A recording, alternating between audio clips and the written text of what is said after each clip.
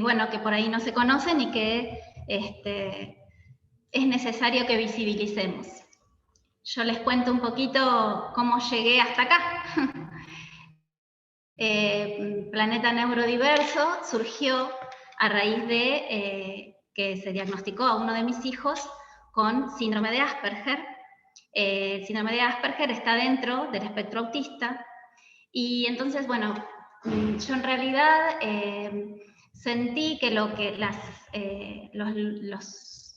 redes de contención, los grupos que había donde yo estoy, no representaban, necesitaba construir, digamos. Entonces, por eso pensé que de esta manera podía llegar a armar algo que pudiera significar un cambio, no solo para mi hijo, que fue el detonante de esta inquietud, sino para los que pudieran venir después. ¿Por qué? Porque, como ya lo vamos a ver en presentación, el síndrome de Asperger tarda mucho en diagnosticarse muchas veces, entonces el camino por las instituciones educativas, etcétera, suele ser bastante espinoso. Entonces, llega un momento que si uno no tiene un respaldo de un grupo colectivo, de una voz que pueda elevarse por encima de una sola persona luchando o peleando por los derechos de mi hijo en este caso, es como que se pierde.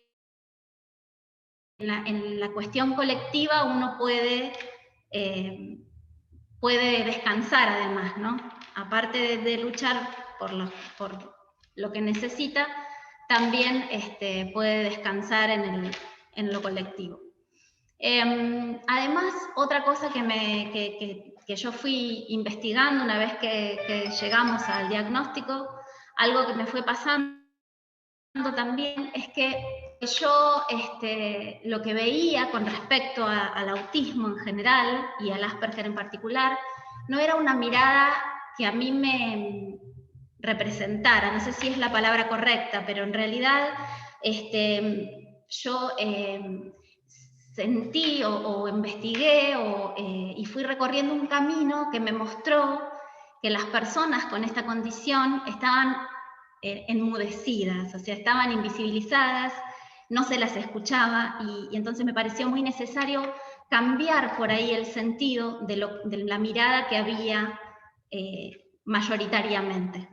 Entonces, por esta razón, Planeta Neurodiverso quiere tener y está trabajando para tener otra mirada diferente de lo que generalmente hacen y que no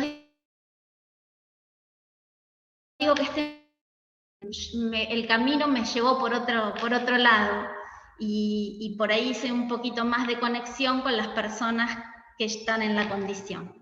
Entonces me gustó poder darles voz y darles cabida y escuchar sus necesidades más por ahí que tratar de hablar yo por ellos.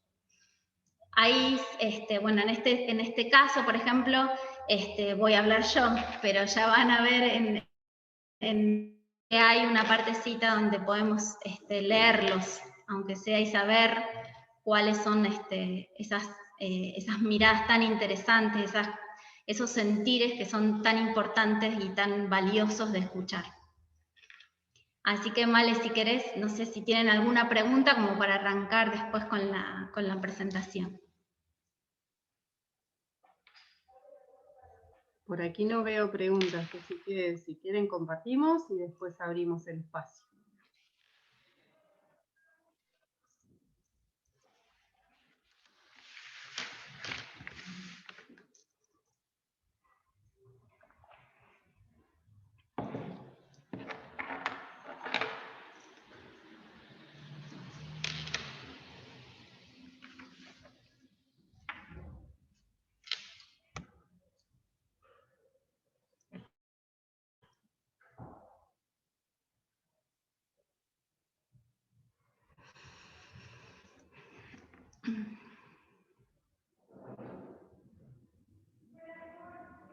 ¿Ahí están viendo mi pantalla? Sí. Buenísimo. Ahora sí.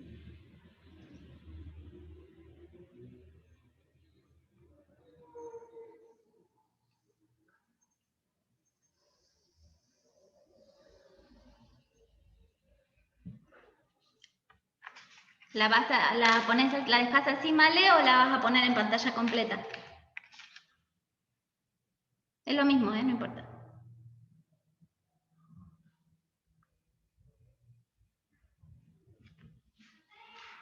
Anda empezando que voy a ir probando a ver cómo. Así no se nos va mucho el tiempo. Bueno,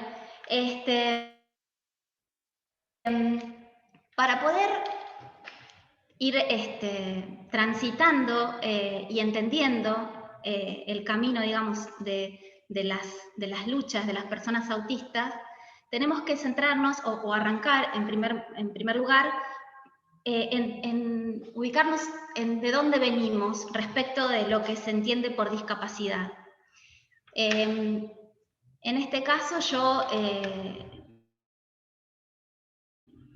tomé el modelo de prescindencia, que es un modelo que ustedes seguramente habrán visto en alguna peli o sabrán por estudiar, por haberlo visto en la escuela, que, por ejemplo, en Esparta, las personas que nacían con alguna discapacidad se prescindían de ellas, ¿no? Los sacrificaban. Y incluso hasta en la Edad Media también, en algunas zonas de Europa, también pasaba lo mismo. Ese es el modelo primero, que es el modelo de prescindencia, que es las personas no sirven. O sea, si tienen algún tipo de diferencia o de diversidad, no sirven y se prescinde de ellas. Ese fue el primero. Se excluye a las personas, bueno, justamente a través de políticas eugenésicas o de marginación. Después, un poquito más acá en el tiempo, ya tenemos el modelo médico rehabilitador, que lo que hace es buscarla y se intenta rehabilitarla o normalizarla y se segrega, ¿no? Es un modelo que segrega a las personas con algún tipo de discapacidad, las ubicaba en centros especializados o no tanto, simplemente las corría de la vista de las personas en general. Aún hoy hay resabios del modelo médico rehabilitador y nos encontramos con él en muchas circunstancias que vamos atravesando las personas que trabajamos con este tipo de dificultades, ¿no? Y posteriormente, y al día de hoy, llegamos al modelo social de la discapacidad. El modelo social de la discapacidad lo que plantea es que las personas no tienen las discapacidades, que las dificultades y las barreras están en los entornos, ¿sí? Que es la sociedad con su diagramación, con su estructuración, la que hace discapacitadas o la que finalmente marca la discapacidad en las personas, ¿sí? La discapacidad, como dice acá este textito, surge de la interacción entre la persona con las diferentes limitaciones que el contexto le plantea. Y lo más importante, digamos, que plantea el modelo social de la discapacidad es esto, justamente, que la discapacidad es una construcción social. Y en esta construcción social traemos, como hablaba recién, instalado el chip del modelo médico rehabilitador. Aún lo tenemos, ¿sí? Si querés pasarlo, Male. ¿De dónde surge el modelo social de la discapacidad? El modelo social de la discapacidad surge del movimiento Nada sobre nosotros sin nosotros, que es un grupo de activistas, de personas activistas discapacitadas que alzan la voz para defender sus derechos como sujeto de derecho y ya no como sujeto de cuidado, como teníamos con el modelo médico rehabilitador. Y este gran movimiento que se produce hace que la ONU intervenga y plantee la Convención Internacional sobre los Derechos de las Personas con Discapacidad, que es un instrumento internacional que justamente defiende los derechos humanos y protege la dignidad y los derechos justamente de las personas con discapacidad.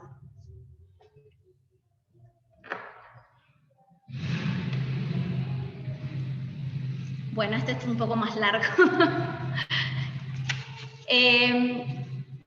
Entonces, venimos de hablar del modelo social de la discapacidad y de las personas que, no sé si me escuchan bien, justo tengo una moto afuera. ¿Se escucha bien? Bueno, vamos a definir entonces, les pido que tengan un poquito presente lo que hablamos del modelo social de la discapacidad, esto de que la discapacidad está en los contextos y no en las personas, para poder ver hacia dónde vamos. Vamos a dar una definición de autismo. El autismo se define como un trastorno del neurodesarrollo que afecta a las áreas, bueno, de la interacción social, las habilidades de comunicación, las funciones ejecutivas y cognitivas, a veces, ocasionando dificultades en el aprendizaje, el juego, la comunicación, la conducta. Y además presentan reacciones sensoriales atípicas. El movimiento de los activistas autistas buscó y estudió esto del tema del trastorno, ¿no? Esto de que se define el autismo como un trastorno. Entonces, lo que plantea es que la RAE dice que lo que significa trastorno es una alteración leve de la salud o una acción o efecto de trastornar. Y si buscamos trastornar, dice la RAE, que es invertir el orden regular de algo o alterar la normalidad o el funcionamiento o la actividad de alguien y perturbar o alterar el funcionamiento normal de la mente o de la conducta de alguien. Entonces, la conclusión que saca es, ¿no? Los autistas nacen siendo autistas, ¿sí? El autismo no se adquiere, no se vuelven autistas en el transcurrir, nacen autistas, por lo cual no hay una acción de trastornar, ni tampoco se altera la salud, se nace autista. El autismo responde a una configuración distinta del cerebro y sus conexiones neuronales. Entonces, llamamos al autismo trastorno o condición. Dale, Male. Pero para poder hablar o para poder discernir entre TEA y SEA, necesariamente tenemos que hablar del movimiento de la neurodiversidad. El movimiento de la neurodiversidad también va decantando desde el activismo, ¿no? Desde el activismo de las personas autistas. Una socióloga que se llama Judy Singer propuso el término por los años 80 y lo que creía Singer, lo que manifestaba, lo que decía era que su cerebro, ella estaba dentro del espectro, ¿no? Y lo que decía era que su cerebro funciona diferente al de otras personas, simplemente. Y entonces, bueno, los activistas tomaron esa experiencia de Singer y lo han llevado como bandera y han desarrollado este término de la neurodiversidad, que es muy, muy interesante y que enfatiza que el objetivo, cuando una persona se diagnostica con autismo o es autista, no debería ser curar, ¿sí? Porque simplemente, insisto con esto, sus cerebros funcionan de manera diferente. El objetivo o lo que se busca es que las personas con estas características, con esta condición, sean aceptadas como parte de la normalidad. Eso es lo que busca el movimiento de la neurodiversidad. Sostiene que todos los cerebros funcionan de manera diferente, que ninguno es erróneo y que simplemente son muchos tipos de normalidad.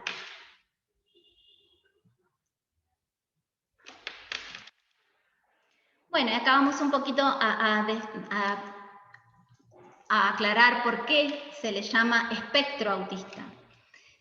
Dentro del espectro autista hay tantos autismos como personas autistas. Cada persona con autismo o autista vive su autismo de diferente manera y tiene diferentes características. Comparten ciertos puntos, como este tema de la comunicación social, las respuestas sensoriales atípicas, el no desarrollo del lenguaje verbal, pero todos en su particularidad viven su autismo de manera diferente o diversa.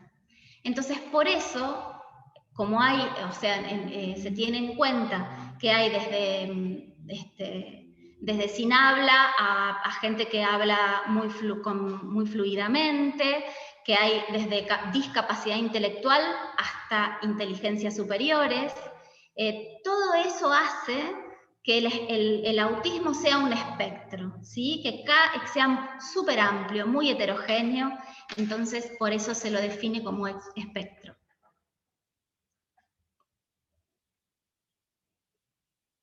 Bueno, el autismo se diagnostica como, por eso lo puse allí con una fotito, el Manual Diagnóstico y Estadístico de los Trastornos Mentales, su última edición, el 5, es la guía por la cual los profesionales de la salud mental diagnostican los desórdenes mentales.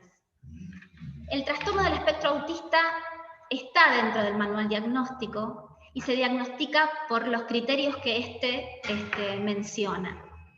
Las señales de alerta, el signo de pregunta es porque con todo esto que vamos hablando, si el autismo es una condición, no debería estar dentro de un manual diagnóstico de desórdenes mentales. Pero eso es una discusión que vamos a tener más adelante. Las señales de alerta para cuando alguien tiene un hijo, un alumno, algún familiar que puede llegar a sospechar que hay alguna cuestión que no es del todo estándar, pueden ser la falta de sonrisa social, que no mire a los ojos, que tenga estereotipias, esto quiere decir que repita movimientos, el aleteo, o que camine en puntitas de pie, o que haga ruidos con su garganta, o toses, eso se llaman estereotipias. Las estereotipias les sirven a las personas autistas para autorregularse, ¿sí? Bueno, un retraso en la adquisición del lenguaje, o que vaya perdiendo el lenguaje adquirido, no comparte el juego, o sea, nosotros estamos por ahí acostumbrados a que nuestros chicos, alumnos, hijos, tíos, sobrinos, nos señalen cuando están jugando con algo, nos compartan el juego. Esto no se da mayoritariamente en las personas con autismo. Generalmente, a veces el diagnóstico se confunde con hipoacusia, por ejemplo, o se consulta por hipoacusia porque no responde al nombre, entonces dice, no escucha. En realidad no es que no escuche, sino que no te da bolilla. Esa sería la realidad. Bueno, y tiene reacciones inesperadas a estímulos sensoriales. O tiene muy baja respuesta a estímulos sensoriales, o muy alta, o sea, el umbral de respuesta sensorial es muy bajo o es muy alto, o se puede dar ambos. Esto quiere decir que por ahí hay chicos que se queman o se lastiman y no se dan cuenta, y que les pones una remera y no la soportan. O sea, se da dentro de la misma persona, puede tener la hiposensibilidad o la hipersensibilidad. La detección temprana mejora considerablemente el pronóstico, pero cualquier persona puede nacer con autismo y no hay manera de prevenirlo. ¿Cuál es la importancia del diagnóstico? El diagnóstico garantiza la atención especializada en caso de necesitarla. Yo aquí, entre paréntesis, pongo, o debería serlo, porque muchas veces eso no es así. O sea, muchas veces las obras sociales o las prepagas deberían garantizar las terapias necesarias, y muchas veces hay una lucha por hacerlo, se tienen que hacer amparos para que se logre, y así todo es una pelea diaria cuando está en juego esto, ¿no? Cuando es temprana mejora la prognosis general, eso quiere decir que si el diagnóstico es temprano, toda la terapia, o sea, el traje a medida que se haga para ese niño, niña y su familia, va a garantizar, o por lo menos va a deseablemente poder transitar ese camino de una manera mucho más mejor, digamos, que si no existiera el diagnóstico precoz.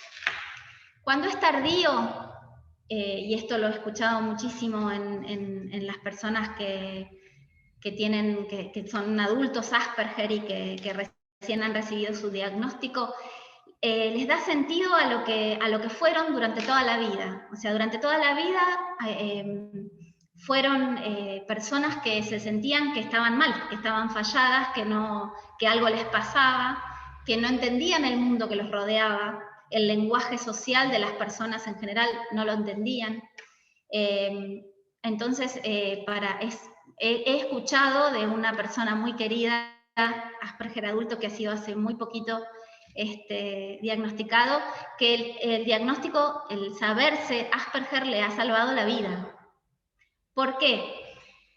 Las personas que transitan el Asperger, sobre todo durante toda su vida sin ser diagnosticados, muchas veces son mal diagnosticados y son diagnosticados por trastornos obsesivos compulsivos, bipolaridad, son medicados, mal medicados.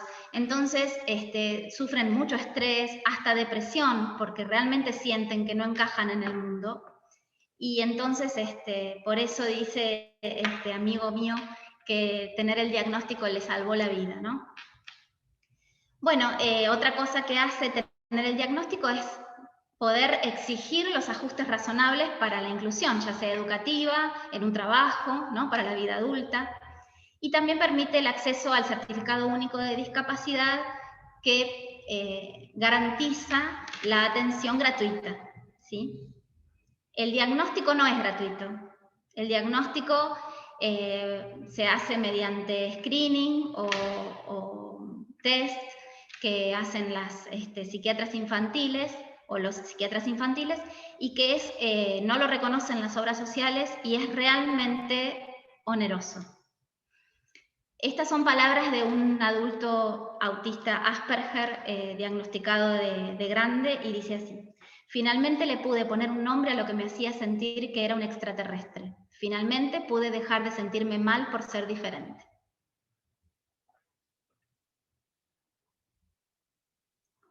Bueno, ahora los invito a ver Float, a ver un cortometraje que, bueno, los dejo con él.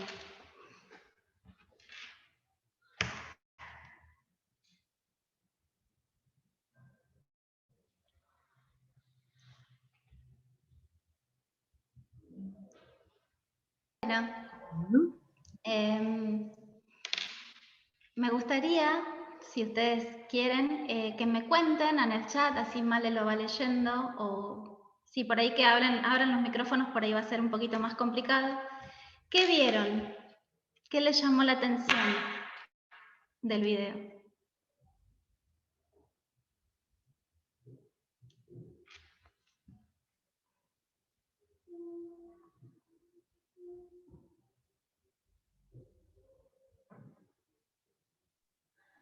Que el chico volaba. Sí, el chico volaba, o sea que no era como todos los chicos.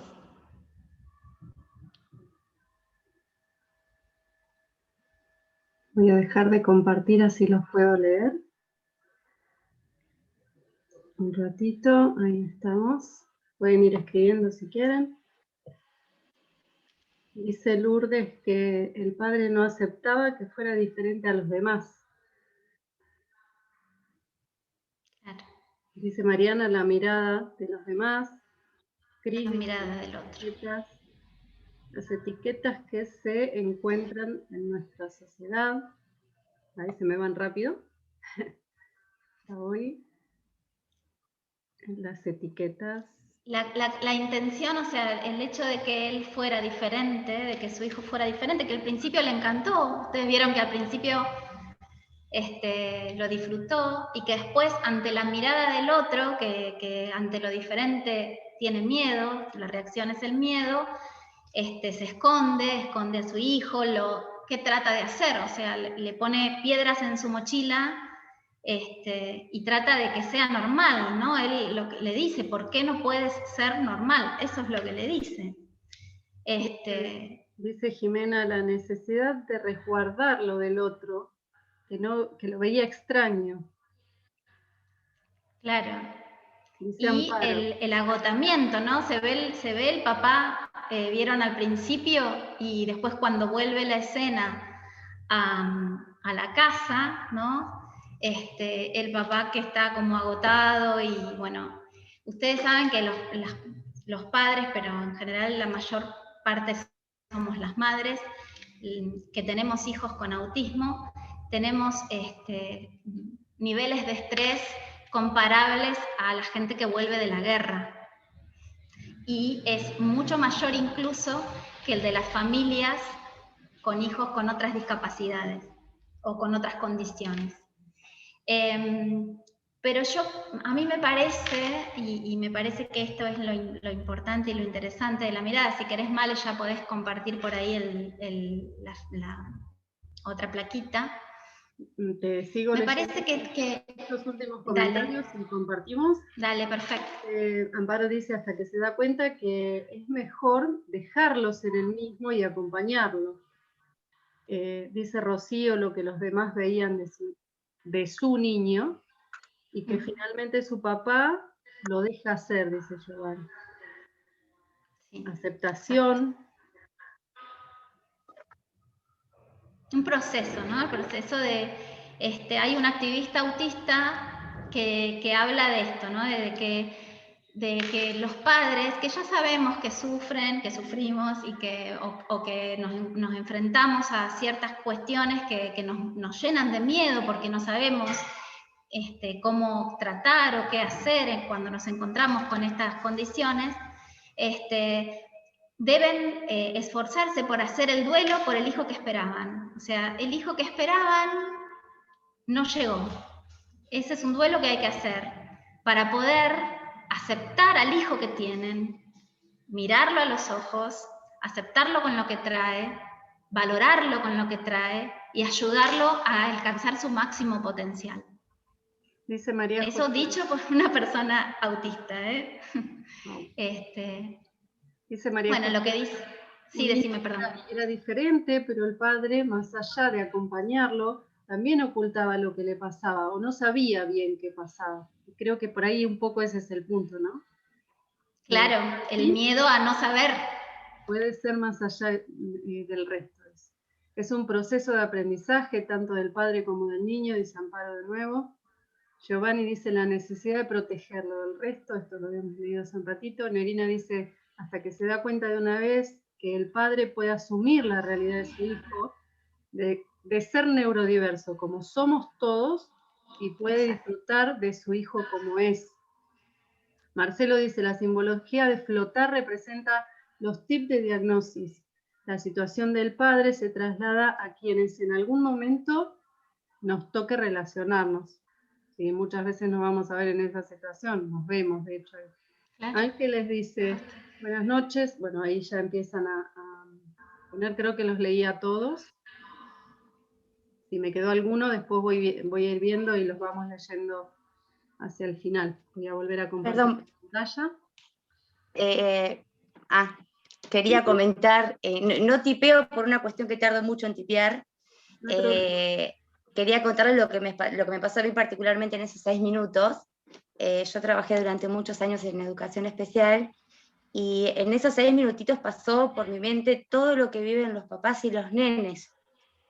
Esto que justamente hoy al principio empezaste a hablar vos, Valeria, de que no hablábamos de una inclusión, y mucho menos cuando yo trabajaba en escuela especial, que ahí empezábamos a hablar de integración. Y creo que aún hoy nos queda mucho por recorrer, porque todos al final, si mirábamos las caras de todos los que estamos presentes, todos sonreíamos porque el papá lo dejó ser, y el papá permitió que el nene sea y él ser al mismo tiempo, ¿no? Aceptar a su hijo tal cual es.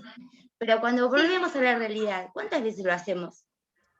Bueno, cuando vemos... Es un trabajo diario, en realidad, porque eso mismo. Justamente en estos casos, bueno, tenemos, una vez obtenido el diagnóstico, hay una batería de terapias y de cosas que uno se encuentra, y es muy delgada la línea de qué cosas pretenden normalizar a nuestro hijo y qué cosas respetan su verdadera esencia, ¿no? Esa es, en un momento me pasó a mí, ¿no? Esto es decir, ¿a cuántos lugares lo voy a llevar que va frustrado, enojado, que no se siente bien, que siente que no es para él? ¿Por qué? Si simplemente lo que tengo que hacer es respetar su diferencia. Hay ciertas cuestiones, por supuesto, que hay otras que lo van a ayudar a estar mejor desde sí mismo, y no que tenga que ver con el resto. Eso me parece lo más importante, porque justamente lo que veíamos en el video es esto, ¿no? Es cómo actuamos a partir de los prejuicios y de la mirada del otro, qué es lo que nos provoca.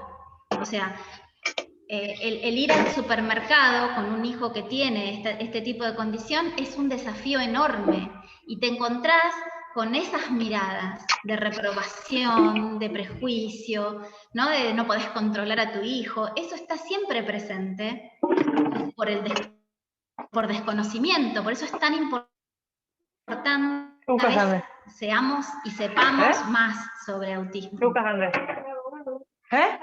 ¿Y si no quieres más? Tengo un micrófono abierto. Sí, Nerina, ahí está. Bueno, y entonces una vez que uno hace todo ese proceso, puede, en el ideal de los casos, siempre como decía Andrea, es una lucha diaria, porque tenemos que estar siempre atentos a cuánto de nuestras expectativas ponemos, de las propias, ¿no? Ponemos en lo que queremos que ellos hagan o logren. ¿Cuántas son nuestras expectativas y cuánto realmente es lo que ellos quieren hacer, quieren lograr, o con lo que se sienten realmente cómodos? Exacto. En el caso de las personas como mi hijo, que tiene fluidez verbal, que no tiene compromiso cognitivo, conversarlo con él. En el caso del autismo más severo, es mucho más difícil aún. Entonces, por eso hay que estar tan atentos a los tipos de comunicación y a proporcionarles, tal vez en la medida de lo posible, esas herramientas para que ellos puedan llegar a comunicarse y a mostrarnos qué es lo que quieren ellos, ¿no? Eso es lo más importante, me parece. Corrernos del eje del protagonismo, digamos. Exacto.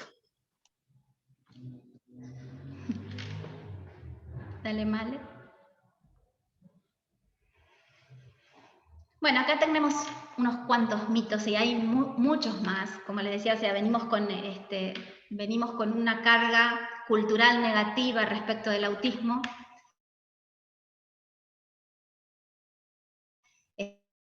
Crispa, ¿no? Entonces, me parece que también es muy importante romperlos, ¿no? Ir desarmando los mitos. En este caso yo elegí algunos que son, me parece, los más representativos. Esto de las personas autistas son eternos niños, los angelitos azules, y en realidad eso nos quita la posibilidad de verlos como personas, necesidades, con deseos, ¿sí? Y entonces, si yo despersonalizo a una persona diciendo que es un angelito, no la dejo ejercer sus derechos, ¿no? Eso es lo más importante. Bueno, las personas autistas no se comunican, eso veníamos hablando. Bueno, hay un axioma de la comunicación que dice que no es posible no comunicar, ¿no? El primer comunicación. Las personas autistas se comunican aunque no desarrollen lenguaje verbal, con sus comportamientos, con sus estereotipias, se comunican. Hay que buscar el origen de ese comportamiento, porque eso nos está comunicando algo. No, hay muchas terapias que intentan, la terapia ABA es una de las más conocidas, que para la comunidad autista es tortura.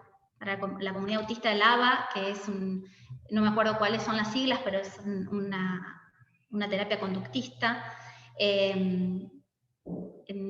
Nada, es simplemente cercenarle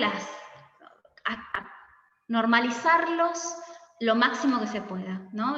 Cortarles, quitarles todo lo que los hace, todas sus movimientos, sus estereotipias, sus particularidades que los hacen quienes son, porque ese es el tema, ¿no? Bueno, las personas autistas no pueden aprender, todas las personas pueden aprender, no importa la condición particular. Nuestra obligación, por supuesto, como sociedad es garantizarles que eso suceda. Y además las personas pueden aprender, y vuelvo otra vez a lo mismo, pueda dar, no tengo que poner mis expectativas ahí. Lo importante no es lo que yo quiero que aprenda, lo importante es lo que la persona puede aprender y que sea una autosuperación lo que vaya incorporando. No sé si me explico ahí. O sea, si yo pongo mis expectativas y quiero que aprenda lo que yo quiero que aprenda, posiblemente me frustre, posiblemente crea que esa persona no puede y renuncie en el camino. Tenemos que centrarnos en lo que la persona puede hacer. Lo importante es lo que esa persona trae. Vale, se me ocurre ahora con esto, ¿no? Me viene una pregunta a la cabeza. ¿Hay algún detalle que yo pueda observar en el niño, por ejemplo, que surja para darnos una guía de qué cosas le interesen y así también desde ese lugar uno pueda tener una mirada diferente, observar lo que le interesa para profundizar ahí? ¿Hay algo que yo pueda observar a simple vista, por ejemplo? Sí, característico. Justamente las personas autistas se caracterizan por tener un tema en particular que los apasiona. Vos enseguida vas a notar cuál es el tema profundo que apasiona a esa persona autista. Pueden ser los dinosaurios, pueden ser los autitos, pueden ser las plantas, pueden ser los sistemas de computación. Va a haber una cosa en particular que les guste. Si hablan, van a querer hablar de eso. Va a ser muy difícil que lo saquemos de ahí. Y si no hablan, también es muy notorio y se nota cuando tienen ese tema particular, ese desinterés. Y van a querer siempre jugar con eso, van a querer siempre hablar de eso. No sé si respondí.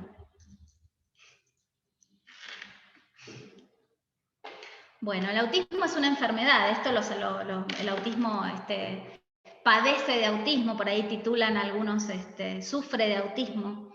El autismo no es una enfermedad, es una expresión del neurodesarrollo diferente que debe ser respetado sin intentar. Es una condición de la persona, una condición, una manera de ser que lo va a acompañar durante todo el ciclo vital. Las personas autistas perciben, procesan, se relacionan con el entorno de manera diferente a la típica. No está mal y no está bien, no, simplemente es diferente. Las personas autistas eso, ¿no? No están rotas, no son rompecabezas a los que les falte alguna pieza, simplemente necesitan las herramientas de adaptación a este mundo que es mayoritariamente neurotípico para que puedan desarrollarse plenamente en sus múltiples capacidades con dignidad, aceptación y respeto. Creo que había una pregunta, ¿no? Sí, abrí tu micrófono, por favor. Ahí está. Podés preguntar. Valeria, digo desde acá. Una consulta. ¿Esas personas pueden desarrollarse en sus intereses? Conozco una chica, mamá autónoma, sola, y hoy estudiante de un profesorado de arte. ¿Pasa con todas? ¿En menor grado o diferente, me imagino, según el grado? No terminé de Según el grado de escuchar autismo. en algún momento. A ver si la puedo ver porque no te terminé de entender. Se me pierde, ahí se me perdió. A ver acá lo veo. A ver, estas personas... ¿Viste? Abro el micrófono mejor. Por No sé si me favor. expresé bien, no sé si me expresé bien porque lo traté de hacer rápido y justo iban hablando ustedes y era más o menos lo que quería preguntar. O sea, lo que queda claro que son diferentes, también dentro del autismo hay como diferentes grados, serían, ¿no? No sé si es lo correcto decir grados. Y Niveles, a lo que iba, sí, niveles. Entonces a lo que iba, que dentro, como decía justo Mariela, que te estaba preguntando, por ese lado iba, descubriendo el interés de esta persona se puede desarrollar autónomamente en una profesión, una carrera, como madre o padre, o sea, puede ser una vida dentro de, o sea, normalmente, entre comillas, puede desarrollarse, justamente, claro, justamente lo que hablábamos hoy, desarrollarse económicamente, autónomamente, estudiar, o sea, según o sea, según, no sé, el grado, sigo con la palabra grado. Mira, hay personas autistas no verbales que tienen doctorados y másters, y que se comunican mediante sistemas adaptativos y aumentativos pero que, por ejemplo, necesitan un apoyo, un acompañamiento, porque al tener respuestas sensoriales atípicas, por ejemplo, no se dan cuenta cuando tienen que ir al baño, ¿sí? O sea, cada persona, por eso yo lo decía en un principio, es un espectro muy amplio y cada persona es diferente en su autismo y lo vive de diferente manera y tiene diferentes características. Hay la mayoría de los trastornos del espectro autista, como decía con el DSM-5, se dividen en 3 niveles. Necesita apoyo sustancial y necesita apoyo muy sustancial. Esos son los niveles de autismo. El nivel 1, que es el necesita apoyo, posiblemente a lo largo de su vida va a tener momentos en los que ni siquiera necesite apoyo, ¿sí? De acuerdo a las herramientas que vaya pudiendo desarrollar en su vida, posiblemente no necesite apoyos. Y va a haber momentos en su vida en que alguna cuestión en particular lo estrese de cierta manera que necesite nuevamente algún apoyo. Después tenemos los que necesitan apoyo sustancial, que es un intermedio, y los que necesitan apoyo, los que van a necesitar apoyo siempre. No significa que no puedan desarrollarse, ¿sí? Esa era la pregunta. Y si alguien es diagnosticado con tiempo, el desarrollo va a favorecer el desarrollo también de esa persona. Exactamente, exactamente. En los casos más severos, cuanto antes se detecte, cuanto antes se diseñe un programa de terapia específico para esa persona, para esa familia, más provecho, digamos, va a sacar y va a poder crecer en lo que decida hacer. Gracias. No.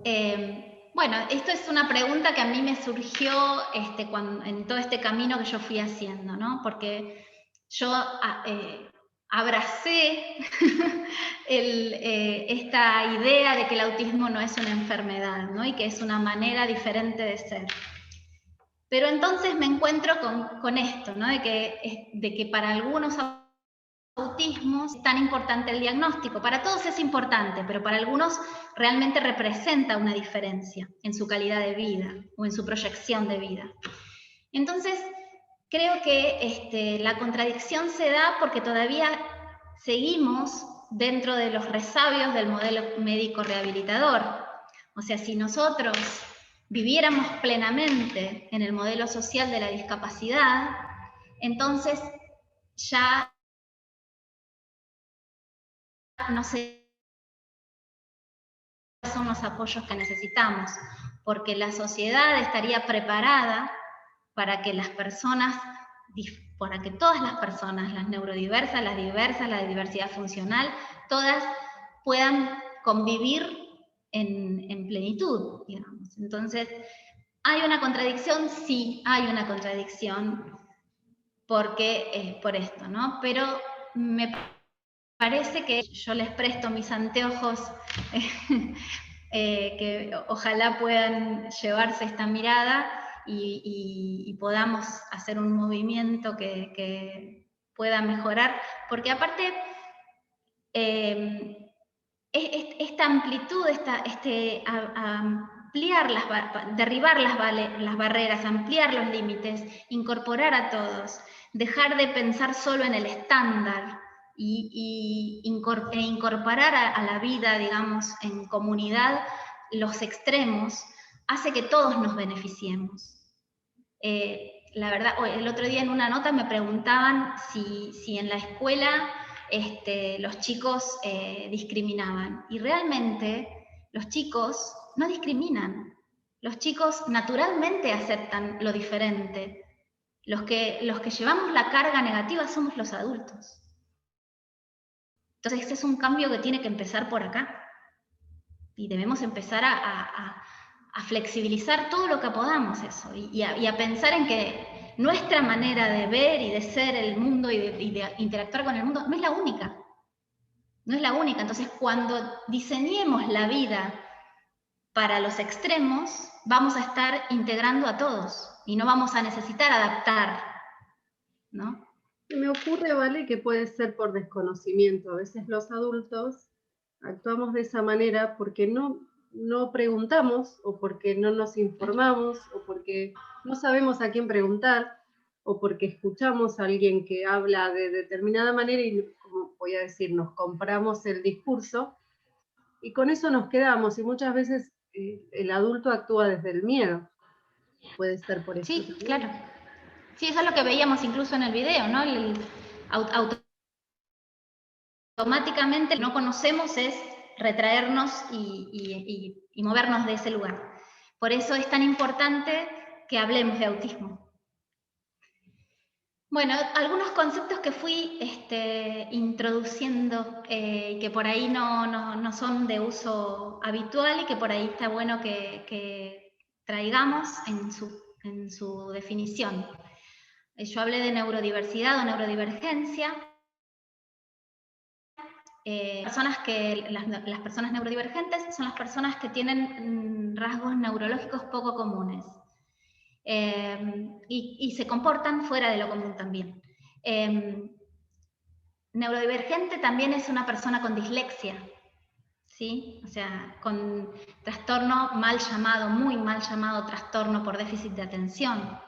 También son maneras diferentes de experimentar el mundo, el contexto. Capacitismo, todavía no la había introducido, pero la vamos a ver dentro de un ratito. El capacitismo es una forma de discriminación o prejuicio social contra las personas con discapacidad. En el autismo es esto que veníamos hablando, ¿no? Enseñar, obligar, motivar a una persona que se parezca a una no autista, normalizarla, ¿no? Neurotípicos somos la mayoría. Neurotípicos somos los que tenemos no tenemos ningún trastorno diagnosticado, ni ninguna condición neurodivergente aparente, pero todos somos divergentes en algún punto.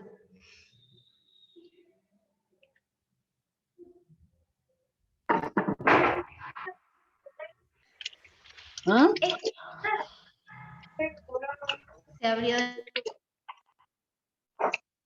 nuevo el micrófono. Son algunas definiciones y voces en primera persona. Se las voy a leer, seguramente las están leyendo, pero me gustaría leérselas. Y la primera que voy a leer pertenece a mi hijo, al que le pedí que me explicara qué es vivir, o cómo se entiende, o cómo entiende él su manera diferente. Y como él, su tema excluyente casi son los sistemas de computación, etc., me explicó esto. Linux es un sistema operativo dividido por muchas partes. Cada usuario puede tener distintas partes. En el Asperger y el espectro autista sería lo mismo. A diferencia del típico que viene por lo general con las personas, Windows, el típico orden neurológico, nosotros tenemos órdenes distintos. que en cada persona son distintos, pero todos tienen el parentesco de tener algo del espectro autista.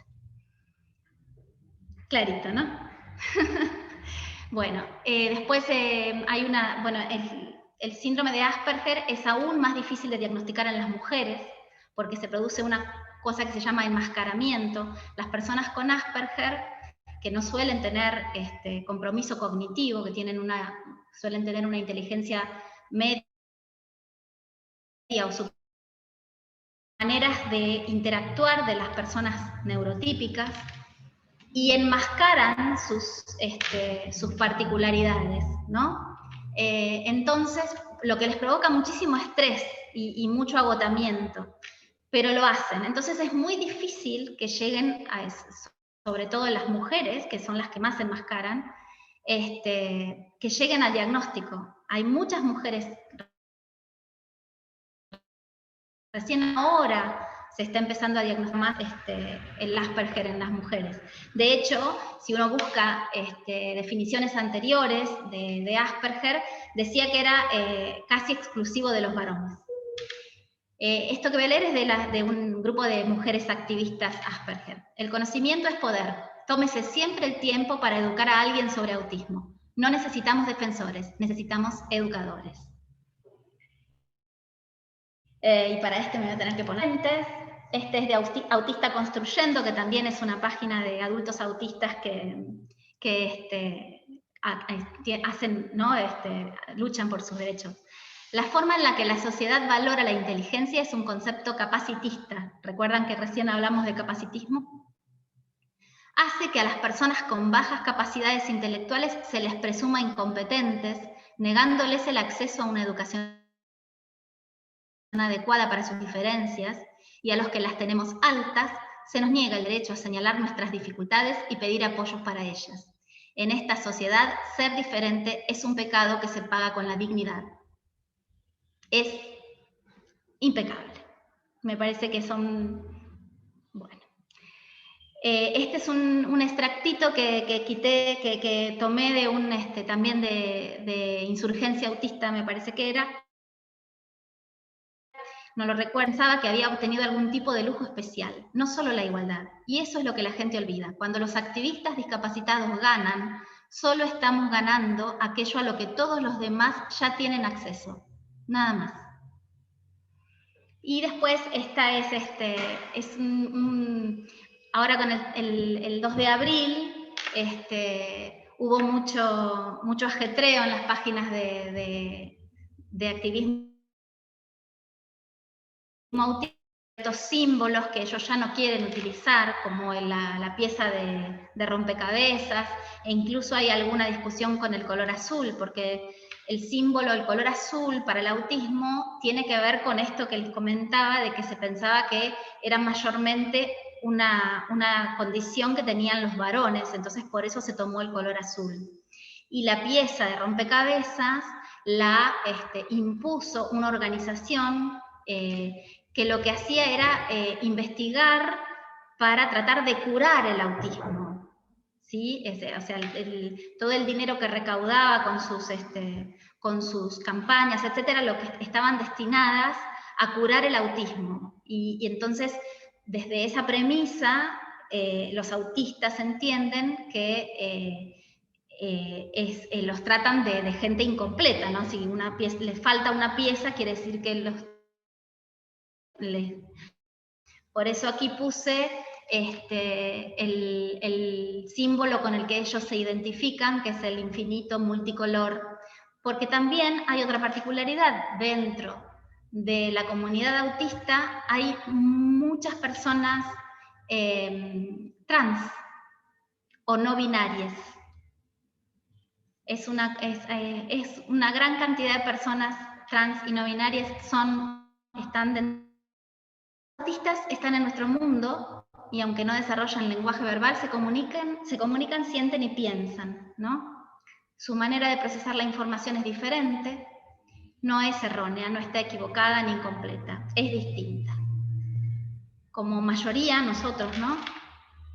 Nos corresponde, neurotípicos, eliminar las barreras y proporcionar los ajustes que las personas neurodivergentes necesitan para que su interacción con el entorno sea más amigable posible. Y otra cuestión que pasa mucho aún hoy, sobre todo en los entornos educativos, que es con los que yo he tenido que interactuar durante mucho tiempo, es que la persona que es diferente tiene que adaptarse al medio, y el medio no es el que realmente proporciona la flexibilización, la adaptación necesaria para que esa persona pueda sentirse bienvenida. Eso es algo que tenemos que trabajar.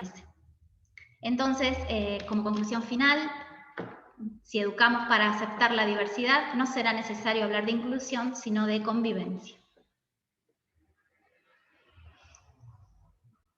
Y gracias. Impecable, Vale. Muchísimas gracias. Y bueno, ahora sí vamos a abrir a las preguntas de los participantes. Si lo hacemos, el que quiere, yo voy a dejar de compartir, así los puedo leer mejor.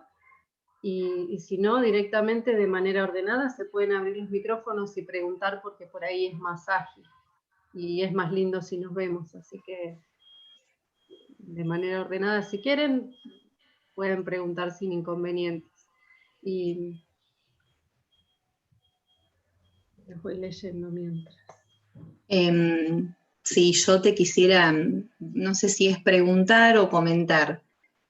Yo soy maestra jardinera de hace varios años y yo te escucho hablar que el diagnóstico es como la base de todo, es lo más importante. Y es muy difícil que uno entiende la situación. Presté mucha atención en la tabla, que vos dijiste que uno puede observar, ¿no? Para comenzar a estar atenta. Y sucede que es muy difícil, uno lo observa durante un tiempo, conversa con la familia, y es muy difícil por ahí recibir respuesta. Por ahí uno al observar ciertas conductas que a uno le llaman la atención y uno no es especialista, entonces uno le comenta a la familia y por ahí pasan los años y estamos sin un diagnóstico. Es difícil, porque uno quiere que se sienta es muy bien, difícil, que se sienta claro. cómodo.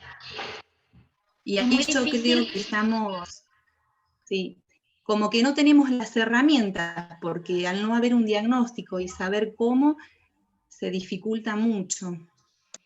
Bueno, pero en ese caso por ahí no sería, o sea, si vos ves que él tiene o que la persona tiene,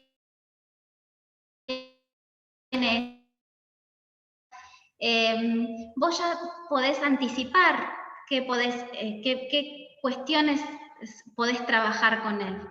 Entonces, desde tu lugar, al menos, vas viendo qué podés, ¿no? Que podés flexibilizar, de qué manera podés llegarle, y va cambiando el panorama. Hay que tener mucho cuidado, o sea, o ser muy en comunicar a una familia que se tienen estas sospechas, porque obviamente para una familia, como hablábamos antes, es una situación que moviliza mucho, que asusta. Después, cuando uno tiene el diagnóstico, se ponen en línea un montón de cuestiones que ayudan, pero en el momento, en el antes, es muy difícil aceptarlo, sobre todo. Entonces, primero hay que tener mucho cuidado, ser muy amoroso al comunicar las sospechas que tiene uno, porque uno automáticamente piensa que lo están juzgando, ya viene, o sea, eso que vos ves en la salita, esta familia lo ve en su casa. Las mamás, intuitivamente, digo las mamás porque me parece que somos las que estamos, y las que por ahí intuitivamente vamos anticipando un montón de cuestiones que después, cuando esa personita sale del ámbito familiar donde estaba todo hecho para que él estuviera cómodo, ahí se empiezan a producir por ahí las crisis, porque es un mundo nuevo, con un montón de situaciones estresantes. Entonces ahí se empieza a ver que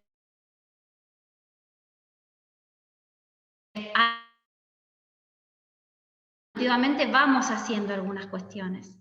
Pero, y otra cosa también que pasa mucho es que cuando una tiene sospechas y se las dice, por eso es tan importante también que los profesionales tengan actualización permanente y que sepan de estas cosas, porque del 98%, no, perdón, del 100% de las personas que le dicen a un médico,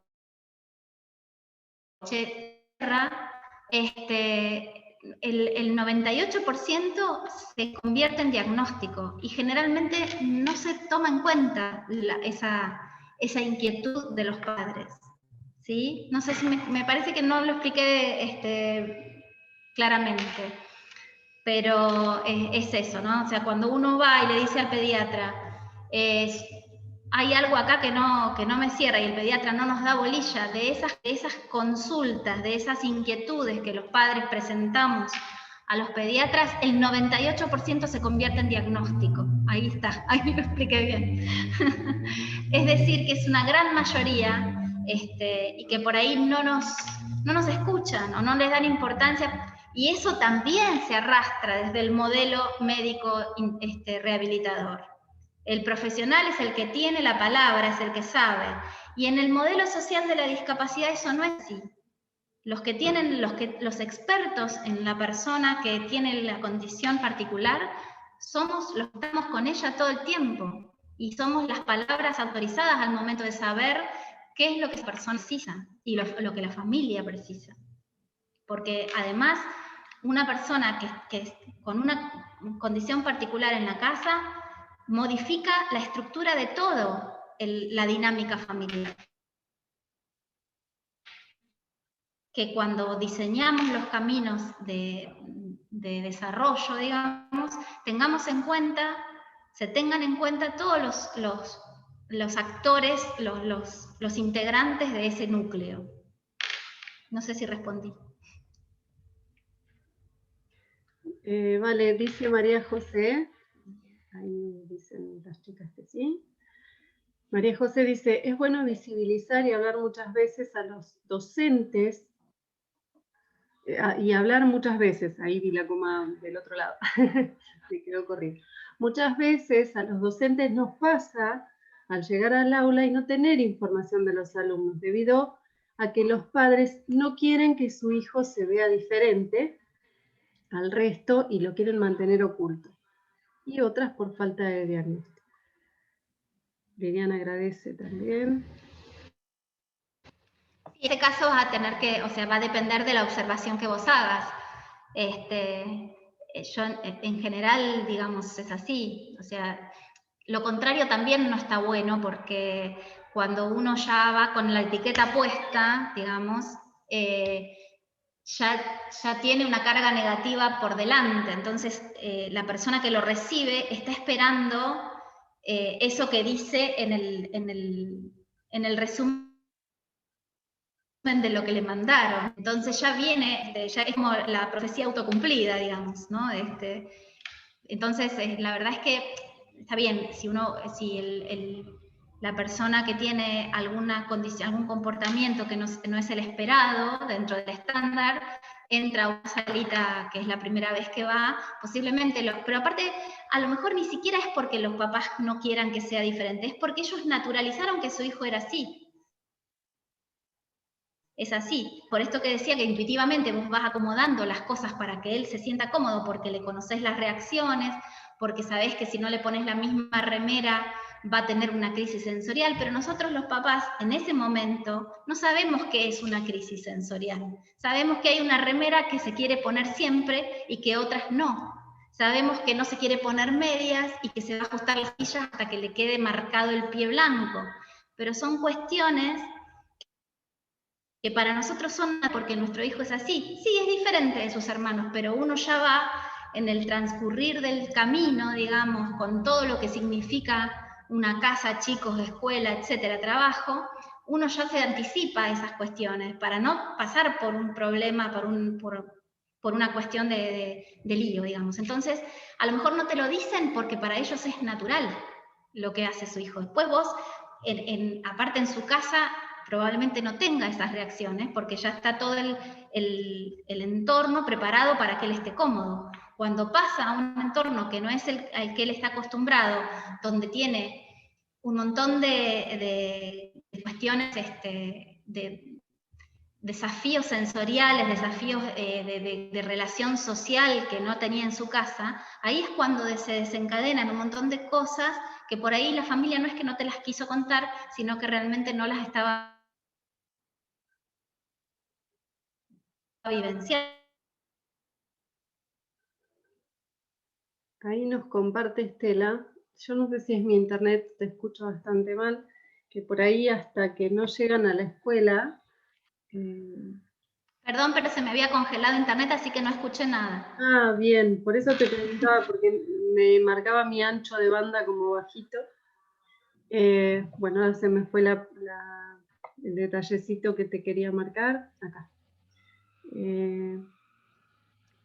¿Puedo opinar, chicas? Y ahorita continuar con la lectura. Primero agradezco la charla porque es sumamente enriquecedora. Y en segunda, yo creo que este paradigma de tratar a la gente como personas con sus individualidades es lo que marca la diferencia en la sociedad. Soy una consecuencia de una etiqueta de muchos años. Y a veces esa etiqueta te hace ser diferente en un entorno que no te permite ser tú. Y eso es en una persona normal, entre comillas. ¿Qué pasa con las personas que pasan con todo esto, ¿no? Y que estamos apenas aprendiendo a tratarnos como personas. Yo creo que pasa mucho por ahí. Desde la escuela, desde la sociedad y desde el hecho de que el paradigma es, somos personas y el contexto nos hace ser lo que somos también. Así es. Gracias, Cris. Nos dice Giovanni que el ojo de la mamá es sabio. Y acá hay un comentario muy acertado que dice Estela, que a veces los papás, no todos los papás, pueden darse cuenta que su hijo es distinto. O tiene estas características, ¿no? Claro. El diagnóstico, dice Gabriela, el diagnóstico a veces es escrito con lápiz, ya que se continúa trabajando en el trabajo interdisciplinario. Sí, claro. Estela vuelve a decir que por ahí, hasta que no llega a la escuela, no surgen esas inquietudes. Tal cual. Y Ángeles dice que en la educación es importante el trabajo en equipo, abrir el espacio del aula, capacitarse, escuchar para no caer en la profecía autocumplida, de la que estábamos hablando. Exacto. La escuela, dice que la escuela necesita el trabajo en equipo y la capacitación. Sí. Y un poquito esto, ¿no? ¿Qué pasa cuando uno no tiene el diagnóstico del equipo interdisciplinario? ¿Qué pasa en ese caso? ¿Cómo uno sigue actuando? Porque a veces, sin quererlo, tal vez estamos metiendo la pata, voy a decir así, ¿no? O podemos caer en ese hueco de no saber para dónde ir porque estamos desconociendo. Volvemos otra vez a la... Se cortó, María, si me preguntaste algo, escuché el último comentario, pero no se había cortado. ¿Cómo hacer? Digo, se me ocurría leyéndolos un poquitito, ¿no? Esta diferenciación, que tiene un poquito de ver con esto que preguntaron acá, ¿cómo diferenciar? Se me volvió a... ¿Cómo hacemos para... ¿Me escuchás ahí? ¿Cómo hacemos para detectar eso sin un diagnóstico, voy a decir efectivo, no sé si hay un diagnóstico efectivo, pero de alguna manera poder identificar, a ver, ¿estoy frente a quién? ¿O cómo tengo que hacer para llegar? ¿No? Y como acá preguntan, ¿no? Conocer ese comportamiento. Un autista Asperger. ¿Y cuál es la diferencia con un TDAH? O TDA. ¿No? ¿Cómo hago yo para ir por el buen camino sin tener que meter la pata y sin hacer las cosas? En realidad, claro, es que en realidad lo importante sería observarlo digamos, individualmente y hablar con esa persona. Entonces, cuando uno les pregunta, la mayoría, por lo que pasa que en general, por ejemplo, yo me he encontrado en la situación de ir a hablar a la escuela, y de decirle yo, trasladar a la escuela yo lo que mi hijo me había dicho antes. Si la escuela hubiera hablado con él directamente, hubieran tenido la información de primera mano y no necesitaban citarme a mí. O sea, obviamente si vos tenés un autismo severo que no ha desarrollado el habla, vas a tener otras primero que ya va a estar diagnosticado, porque esos casos son los que se diagnostican más pronto, porque la severidad de los signos hace que se diagnostique, o sea, es así. Pero cuando es confuso, cuando no es fehaciente, vamos a llamarle así, o formal, hay que preguntar, hay que observar y preguntar. Primero, o sea, vos seguramente te vas a juntar con la familia, incluso si la familia ha detectado que esa. Yo, por ejemplo, antes de tener el diagnóstico, iba y hablaba cuando le tocó comenzar el secundario, me junté con la psicopedagoga y le dije que a él le molestaban ciertas cosas, que tenía ciertas particularidades. Después siguió el camino y finalmente obtuvo el diagnóstico, pero en principio hay una comunicación. Es raro que te llegue una persona que ha tenido algunas, que ya, o sea, salvo que sean los primeros añitos de jardín, pero si ya hay un camino hecho, vos vas a tener la posibilidad de verlo, pero lo tenés que ver, lo tenés que mirar, y hay que hablar. Lo digo porque, bueno, justamente ahora con esto de la jornada, una jornada que armamos hace poquito para el 2 de abril, pudimos conseguir que hablen las personas autistas adultas y realmente tienen tantos deseos de expresar lo que les pasa, pero necesitan un oído atento. Estamos muy acostumbrados a hablar nosotros, las familias, de hacer ver la voz de esas personas, pero realmente ellos tienen su propia voz. Simplemente hay que tomarse el trabajo de ver de qué manera pueden expresarse. Ahí, Nerina, primero si querés hacer tu pregunta y después Jimena tiene la mano levantada, así te pueden hacer las consultas. Hola, ¿cómo están? Bueno, mientras las iba escuchando, por ahí todas iban diciendo algo de lo que me parecía o quería decir yo. Esto de qué importante que es la detención temprana, y qué importante sería que el pediatra a la hora de poder dar un diagnóstico a la familia lo diga de una forma correcta también, porque hay familias que no están preparadas para recibir el diagnóstico, y ahí es donde se quiebran o donde el proceso arranca de otra forma. Qué importante sería que todos podamos adaptarnos a la persona y no la persona se tenga que adaptar al medio, por esto de las escuelas, de poder, en el momento que ingresa alguien, poder contarles la realidad a todos y no ir viendo la realidad de a poquito, ¿no? Porque ahí le cambias el mundo, la forma de vivir a esa persona, porque si sabés que hay un niño con un autismo y va a ser una crisis en el momento, ya saben que va a poder salir afuera del aula, ya saben que va a poder, saben cómo se va a comportar. La anticipación. Entonces, por ahí no, exacto, por ahí debería, va a costar y nos va a llevar un tiempo, ¿no? Pero la idea sería que todos nos adaptemos a la persona y no que la persona se tenga que adaptar a nosotros, y con las diferentes discapacidades y con todos los diagnósticos que tengamos, ¿no? Porque desde el autismo, desde la motricidad, todos se tienen que adaptar al mundo y al medio. ¿Cómo cuesta? Al medio hecho por nosotros. Cuesta eso, ¿no? Pero, no, al medio que hacemos nosotros. Por nosotros, totalmente. Claro.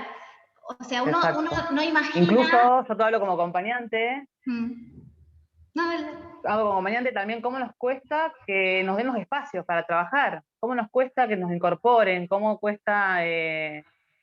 todo en la discapacidad en sí cuesta todo. Sí, sí.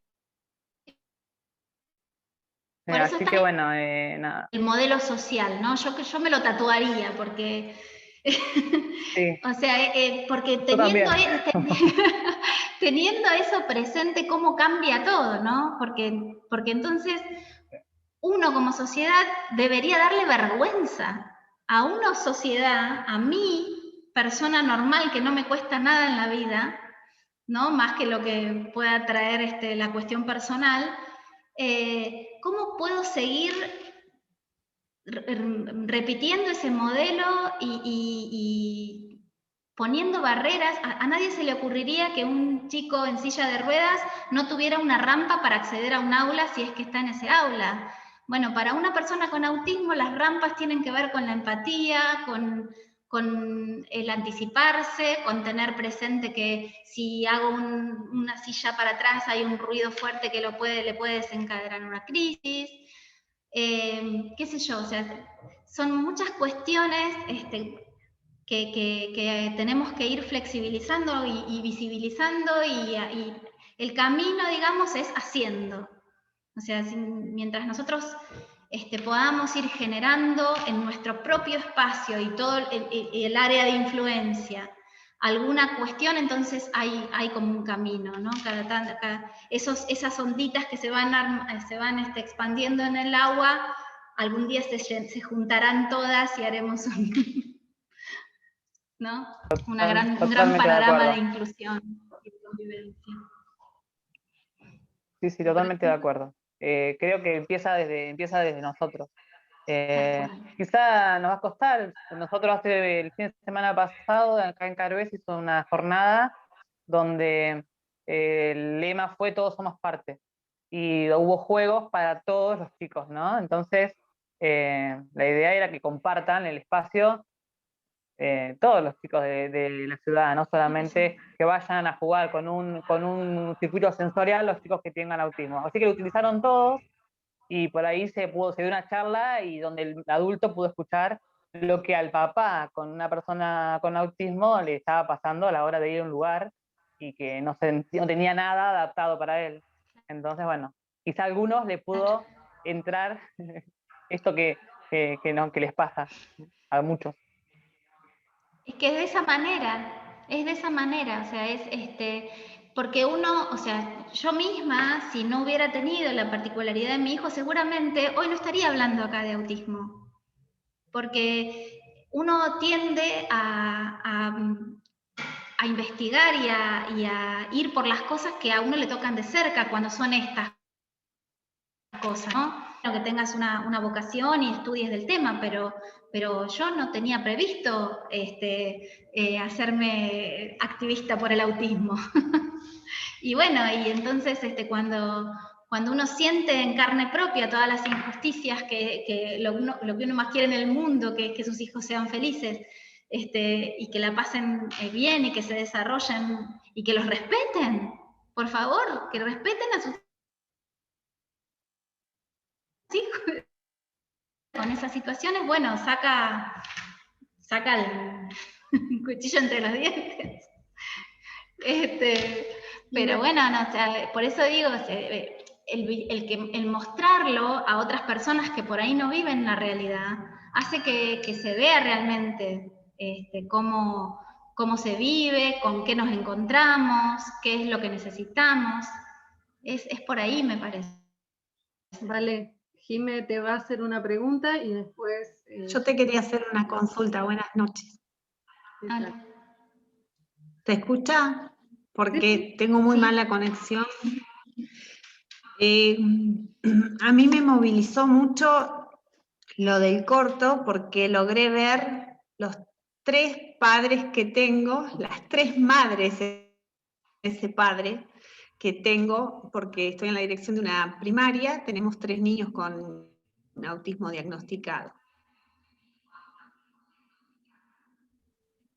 Al final y hemos logrado cosas increíbles, porque ahí, a partir de la aceptación de este hijo que les tocó, que es con sus particularidades el hijo que tienen, habilitan a hacer. Exacto. Lo habilitan a hacer, habilita mucho la familia. Después también tengo la mamá que lo esconde y lo niega y no ayuda y no suma. Entonces digo yo, ¿cómo ayudar? Porque el sufrimiento es una etapa de mucho sufrimiento. La aceptación cuesta un montón y hay como una negociación porque ellos quieren los lugares que tienen todos y a veces el niño no la pasa bien en ese lugar que están todos porque todavía no lo puede, o sea, como que lo desestructura, es todo tan nuevo. Nosotros hemos adaptado un montón de cosas desde el primer caso que tuvimos y este año tenemos 2 casos en un primer grado. Uno muy articulado con una TCC, con escuela especial, y otro donde la familia se niega y quiere la escuela primaria únicamente como la única oferta. Entonces, ¿cómo acompañar a la familia? ¿Cómo sostener en esto? Digo, ¿cómo hacemos? Porque tratamos de hacerlo mejor, pero al momento de permanecer 4 horas, un niño que por ahí no está, la verdad, no está cómodo. Lo sufre, lo manifiesta, no tiene, yo no tengo la formación para decirte la terminología que ustedes usan, pero por ejemplo no puede expresar en palabras lo que le pasa, no lo puede poner en palabras. Entonces tiene un tiempo donde lo disfruta, llega, socializa, al menos 1 hora y media, y después la familia quiere la permanencia de las 4 horas, y la verdad, esa criatura está sufriendo, porque no sé si no somos nosotros, si no es el ambiente, y los chicos no tienen problema, pero bueno, él se sale del aula, empieza a gritar, empieza a correr, busca para irse, quiere escapar de eso, y te da una impotencia. Y la familia quiere que esté la mamá, es la que te lo lleva, para que esté las 4 horas. Entonces, ¿cómo acompañamos como institución en ese proceso?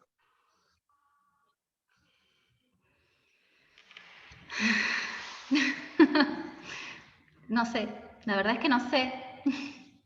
Porque, nada, o sea, a mí como mamá, a mí cuando Lisandro tenía alguna crisis me llamaban para que lo fuera a buscar.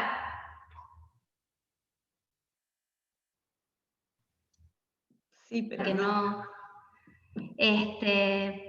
La verdad es que el acompañante y lo retiene. El acompañante retiene, contiene y trata de que no se produzca la crisis. ¿Sí? Volvemos a lo que él responde, que lo estabiliza y de ahí, bueno, se trata, pero no tiene, o sea, no está en un espacio donde esté desarrollando sus potencialidades, las que tenga, las que pueda, porque está tratando de escapar continuamente. Está un tiempo, bien, el tema es, por ejemplo, el otro que tiene, hay otro caso que tiene una TCC. Entonces, hay algunas áreas a las que tiene donde se le hace... No te escuché. Se corta.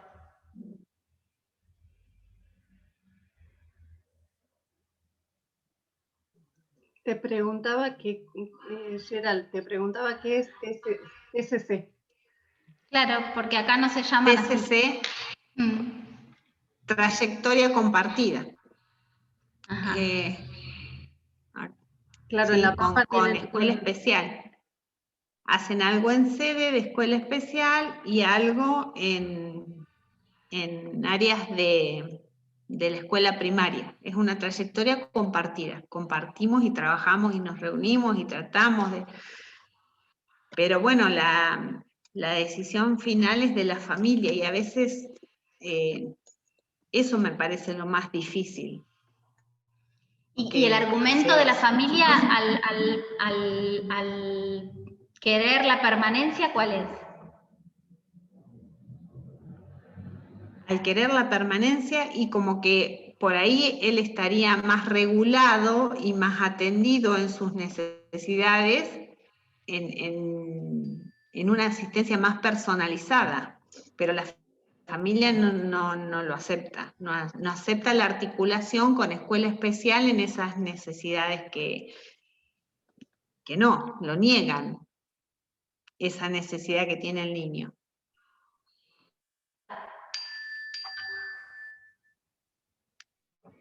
Entonces, ¿qué hay? ¿Algún tipo de organización donde los padres pueden, no sé, intercambiar, ir aceptando? No sé, yo la verdad que no sé. Pregunto de mi ignorancia, ¿cómo ayudar a la familia? Porque vos estás 4 horas... Seguramente no escuché, perdón, es malísima la conexión. Sí, se les va cortando, no sé a quién de las dos. Sí. No se entiende. Yo las voy a hacer. No, a mí me figura como que está muy inestable la conexión. No, digo, o sea, sí, seguramente en el lugar habría que ver qué asociación hay en el lugar de donde sos vos. No hay. Claro. La verdad, ¿Y no hay, claro. No hay. ¿Tu fundación, Vale, puede asistir a los padres de alguna manera con información, o hay alguna posibilidad de que se contacten ustedes para que puedan... Sí, sí, claro, o sea, ahora con el tema de la virtualidad, gracias a eso podemos llegar a muchos más lados. Por ahí más puntualmente, así que sí, no habría problema. En los casos en que los padres necesiten más asesoramiento, porque tal vez es un tema de comunicación, o que puedan justamente trabajar con el equipo interdisciplinario de la escuela, o claro, vos sos directora, entonces entre ustedes por ahí, si lo quisieran conversar como un caso puntual. Hay alguien también que tenía el mismo caso, Soraya, que está diciendo que tiene la misma situación. No sé si vos, bueno, después Vale va a dejar algún correo electrónico para que se puedan comunicar, obviamente, y por ahí ella puede hacer ese acercamiento por ahí a las familias, sí, o tener algún tipo de andamiaje con respecto a eso. Claro, de contención para ellos, claro que sí, sí, sí. No sé si te ayuda, Yeral y Soraya. ¿Sí? Todo ayuda. Por ahí todo ayuda, el desafío es mucho, la voluntad está, la predisposición está, pero creo que lo que más duele es ver cuando la criatura sufre. Porque se te nota que estás, la emoción te llega, Geraldina, entonces por ahí es... Sí. Porque es muy duro ver complejo. Es muy duro ver a un chico que que no quiere estar en el lugar, que se quiere escapar, y uno obligado a hacerlo permanecer. O sea, debe ser durísimo. Jimena está Bueno, pero es la decisión familiar la que cuenta. Entonces, educación, por ahí nosotros tenemos un montón de cosas para hacer, ¿sí? Se hacen, se trabaja colaborativamente, uno se reúne, trata de informarse, se une a todo lo que puede recabar información y que nos den herramientas, pero bueno, tampoco tenemos una organización como en una ciudad grande donde vos podés decir, bueno, recurrimos a esto, necesitamos tal apoyo, mucha información. No, tenemos alguna que otra reunión y hacemos lo que vamos pudiendo, y cuando aceptan la ayuda de escuela especial es magnífico. Y es más, mira, el primer caso que recibió la escuela desde que estoy yo ha tenido un avance bárbaro, que ahora ni siquiera está el acompañante terapéutico dentro del aula. Ha logrado una autonomía que, la verdad, pero bueno, eso cuenta que no solo la predisposición y la apertura de una institución, sino el acompañamiento y el reconocimiento de la familia, de la madre que está pendiente, de que lo acepta así como es, de que está disponible, que si tenés una crisis viene.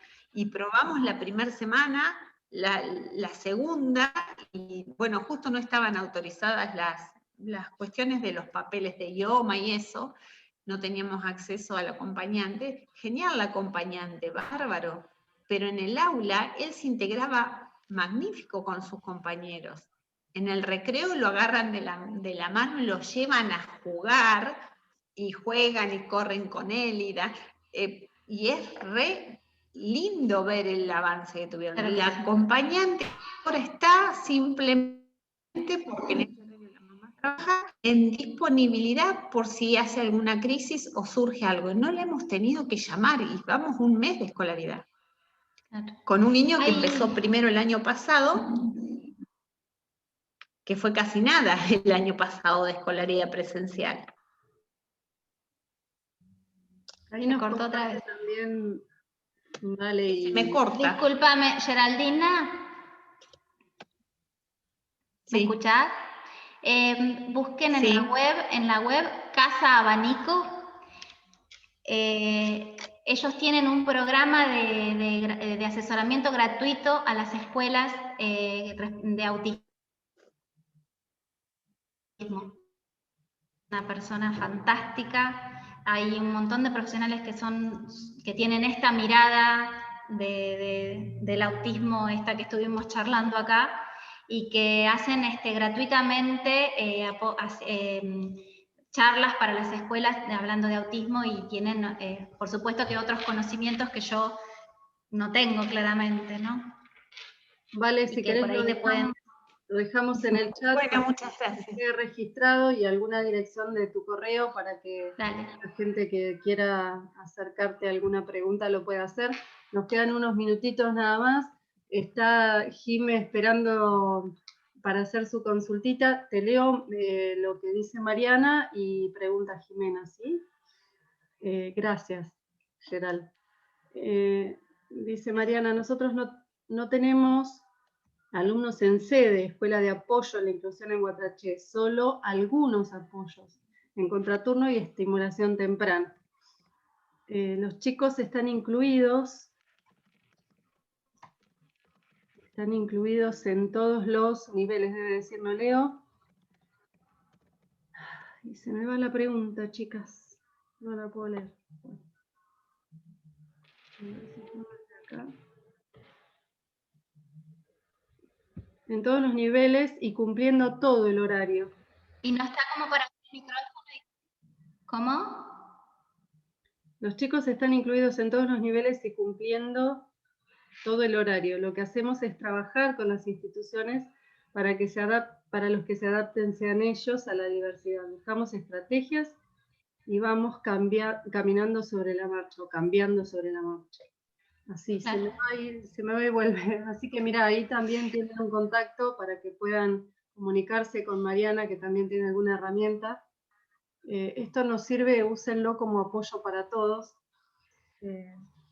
para poder hacer los contactos necesarios. Ahora sí, Jime, te escuchamos. Perdón por la demora. ¿Dónde está Jime? ¿Dónde fue Jime? Ahora no, estoy, pero está bastante complicada. Internet, se congeló todo, salió, no sé si me escuchan. Ahí sí, perfecto. Sí, está brava la internet. Sí, hace tu pregunta. ¿Se escucha? Por ahí yo adhiero, me gustó mucho la frase que usó Vale del traje a medida, ¿no? Pero no a medida solamente de una persona de condición de espectro autista. Creo sí, tal cual, porque cuando uno entra, el problema creo que tiene que ver con la formación. Tenemos una idea de escuela normalizadora, entonces asumimos que todos aprenden igual y todos requieren lo mismo, y sabemos que no es así, y tal vez esto tiene que ver con la formación inicial. En ninguna carrera, ni de profesorado en educación primaria o en educación inicial, se tiene la formación para trabajar con niños o niñas que escapen a la normalidad, sea, por ejemplo, un alumno con disminución visual, con disminución auditiva, sea un alumno con una discapacidad motriz. O sea, no se tiene esa formación y dependemos de una escuela especial o de otra formación, y ahí todavía el paradigma no está unificado porque hablamos de la persona, pero no le damos la posibilidad de estar incluido con una docente que tenga la formación para atenderlo. Exacto. Cuando uno empieza a hacer estas cuestiones y ve las barreras, y empezás a pensar configuraciones de apoyo, te te das cuenta que esas configuraciones de apoyo que vos estás pensando para un alumno con un diagnóstico, le están favoreciendo el aprendizaje a todos, y bueno, creo que... Diseño universal para el aprendizaje. Exacto, el DUA, tal cual. O sea, es como que uno en realidad debería enfocarse ahí, y tiene que ver con la formación nuestra de grado. Yo soy docente de secundaria, pero estoy también en formación de profesorado en primaria acá en Santa Rosa, y las chicas te plantean, esas chicas, porque la mayoría son mujeres, te plantean esa necesidad. ¿Cómo hago yo para trabajar con?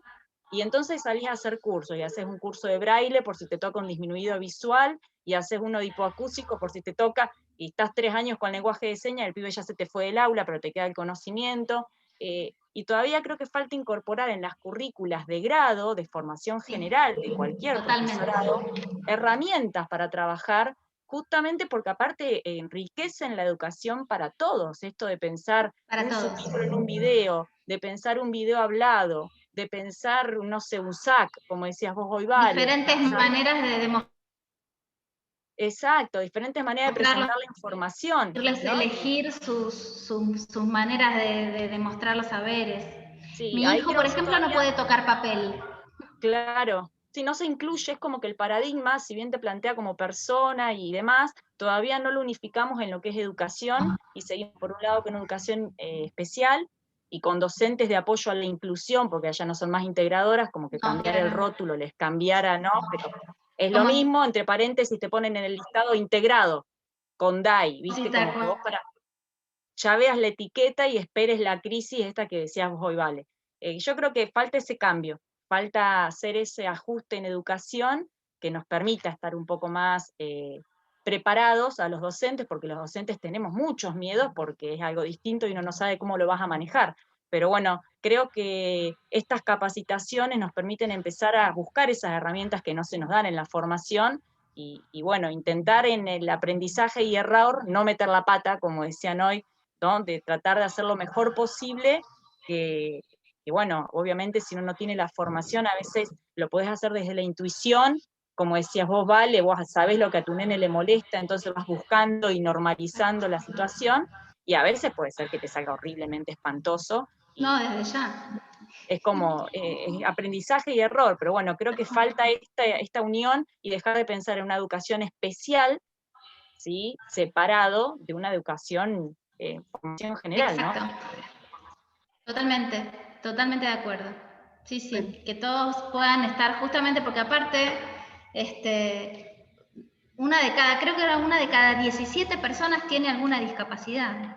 O sea, es irreal que nosotros en nuestra vida diaria no estemos permanentemente interactuando con personas con alguna discapacidad.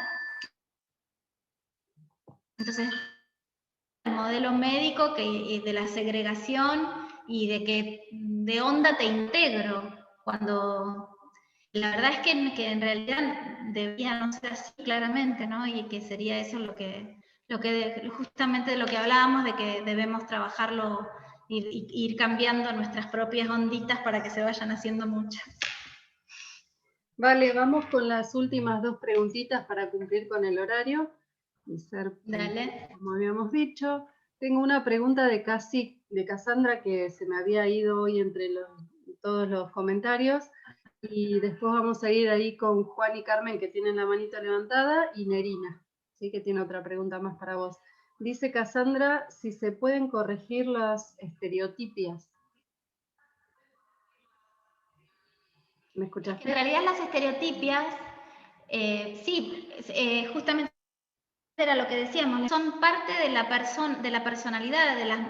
Si la persona tiene estereotipias es porque le están sirviendo para algo. O son una forma de comunicación, o son una forma de autorregularse.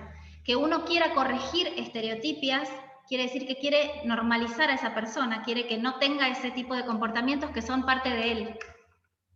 O sea, la estereotipia nos molesta a los de afuera, que no estamos acostumbrados a verla, pero en realidad a la persona que las tiene le sirven o para comunicarse o para autorregularse, para lo que sea, pero son propias, son de él, y no tenemos por qué sacarlas, digamos. Perfecto, muchas gracias. Ahí Marcela nos comparte si alguno de los presentes ha realizado ese curso de Casa Abanico. que creo que lo nombrabas, o qué fue el que nombraste. En realidad, yo hice varios cursos de Casa Abanico. El que yo les comentaba es una charla, una especie de servicio que ofrecen ellos para las escuelas. O sea, si vos te comunicas con Casa Abanico y les decís, miren, yo soy directiva o soy docente en una escuela y queremos que nos den una charla para hablar sobre estos temas, ellos la tienen como armadita y la presentan en la escuela y es gratuita. Por eso es tan interesante. Buenísimo, mira, tenemos un montón de herramientas. Sí, vamos claro. con la pregunta de Juan y Carmen, que tienen la manito levantada, y después Neville. Abran sus micrófonos nada más. Pregunten. Hola. Hola.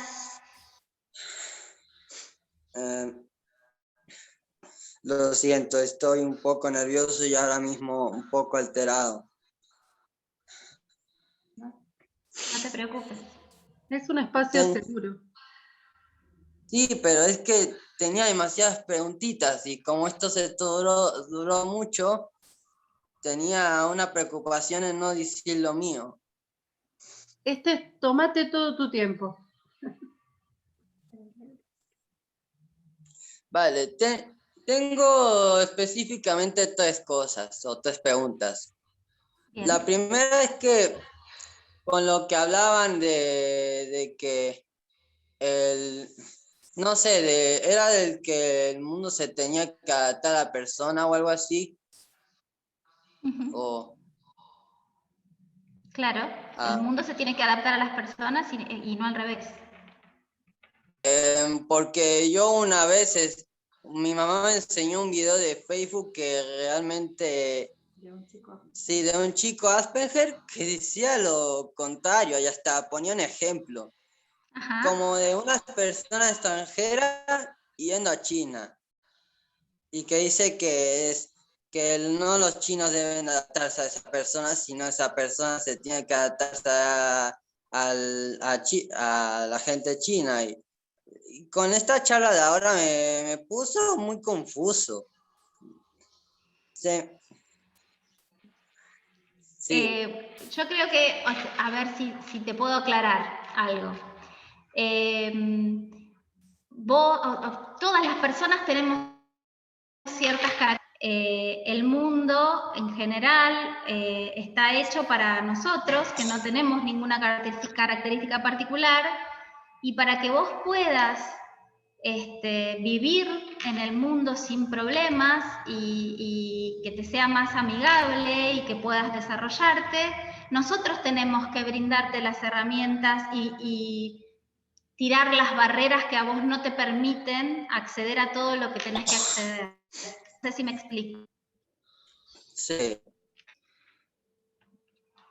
Es un trabajo nuestro el que vos puedas, porque nosotros somos los que ponemos las barreras, así que nosotros somos los que tenemos que derribarlas. No tenés vos que ponerte en ese trabajo. Sí, sí. No, solo preguntaba porque de lo que escuché anteriormente y lo de ahora, como que me desentendí por momentos.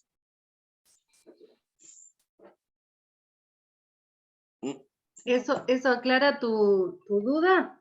¿Ahora sí? Sí, más o menos. Más o menos. Con respecto a ese video que habías visto, que se trataba de una persona que viajaba a otro lugar, eso... No. Era un ejemplo lo que dijo esa persona. Ah, un ejemplo. Lo que quiso... De hecho, era un chico también Asperger que decía eso. Por eso me quedé medio atontado. En realidad, lo que pasa que no tendría una persona Asperger o con cualquier particularidad, no debería tener que ponerse en el trabajo de encajar el mundo que nosotros tenemos hecho a nuestra medida. El mundo no debería tener medida y deberíamos poder todos estar en él sin pasarla mal. Sí. ¿Puedo pasar mi otra pregunta? Claro. Sí.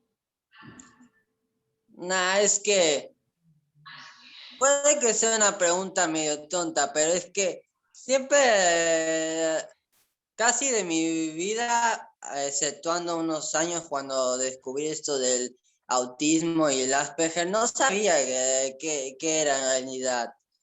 Y al día de hoy, sí, no tampoco estoy seguro de si tengo autismo o Asperger. Pero creo que eso es porque no investigué bien cuáles son sus diferencias.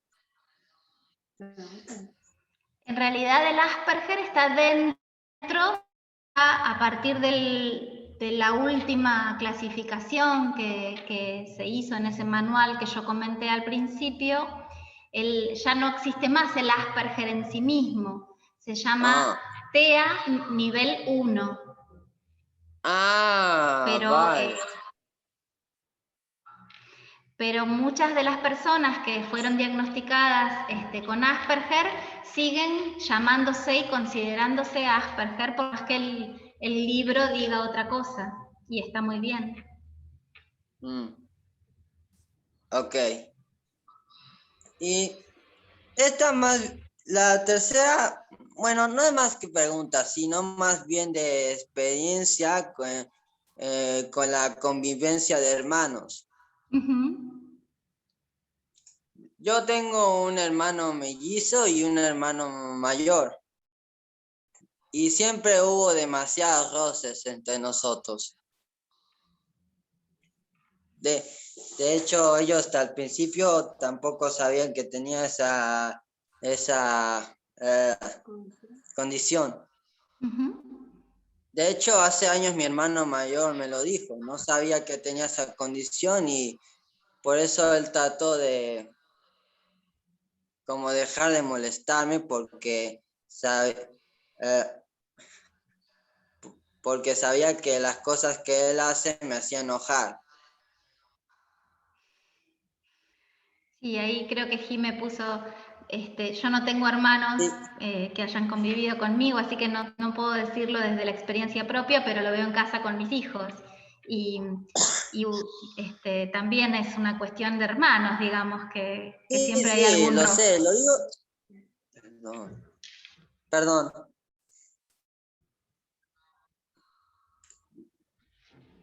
Lo digo nomás por experiencia propia.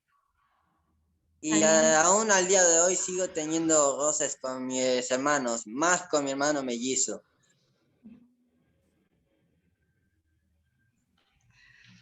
Nos pasa a todos eso, me parece. Nos pasa a todos. A todos los que tenemos hermanos. En algún punto, sí. Juan, así que creo que viene por ahí, ¿no? Gracias por tus consultas y por tus preguntas. Y decía, no hay preguntas tontas. Exacto. Dice el dicho que hay tontos que no preguntan. Sí, buen dicho. Bueno, gracias por la charla. La verdad fue muy interesante y la verdad quiero agradecer a Estela de Marco que pasó todo esto del link para esta charla. De hecho, es una de mis preceptoras de mi escuela. Qué bueno. Qué bueno, muchas gracias. Quiero agradecerle de aquí que me está oyendo. Qué bueno que... Y también quiero agradecer a mi mamá por estar acompañándome. Grande mamá. Muchas gracias. Sí. Gracias, Juan. Bueno, chao. Nos vemos. Y Jime cierra con su última preguntita, creo que era Jimena. No, Nerina. Que tenía la manito levantada. Vale, me había quedado sobre la mano levantada desde hoy, que hablé, pero igual aprovecho para agradecer. Interesantísimo este encuentro. Muy interesante. Muchas gracias. Entonces vamos a terminar muy a tiempo. Muchas gracias. Y qué bueno que ese cierre maravilloso, inmejorable, insuperable. Sí, insuperable. Bueno, vale. Primero, antes que nada, agradecerles a todos la participación, la puntualidad. la presencia, el respeto, bueno, no se esperaba menos. Esta grabación después la vamos a subir a YouTube en lo posible para que, bueno, después lo quieran compartir o lo que sea. Si quieren hacer alguna consulta particularmente o cualquier cosa, pueden escribir al Facebook, mandar un mensaje directo al Facebook de Cultura. Tienen mi teléfono muchos, y si no, ahí Vale también dejó sus contactos, y por supuesto que estamos a disposición para lo que quieran preguntar y lo que podamos ayudar. Así que Vale, dejo el cierre para vos. Mail, perdón que te interrumpí, Male. Puse solamente el mail, pero buscan Planeta Neurodiverso, tenemos página web, tenemos, en la página web pueden subir currículums, tenemos el Facebook y el Instagram y todo, así que nada, bienvenidos todas las consultas y los comentarios y las ideas y todo. Perfecto. Tu cierre, Vale, desde ya agradecerte, por supuesto. Nada, muy valiosa esta charla y lo que estás haciendo, así que agradecidos nosotros. Todo tuyo al cierre, y nos estamos viendo. Bueno, nada, muchas gracias. La verdad es que muchísimas gracias. Es mi primera charla, así que estaba bastante nerviosa. Espero haber cumplido los objetivos. Y nada, que se hable de esto, que se conozca, que se empiece a mirar con estos otros anteojos y que podamos ir internalizando todas estas cuestiones. Me parece que va a hacer la diferencia en la calidad de vida de mucha gente, y eso es lo más importante, por lo menos es lo que es el camino que yo estoy transitando, el que quiero, ¿no? Eso nada más. Muchas gracias. A ustedes, y nos estamos viendo próximamente. Les dejo un abrazo a todos. Chau, chau.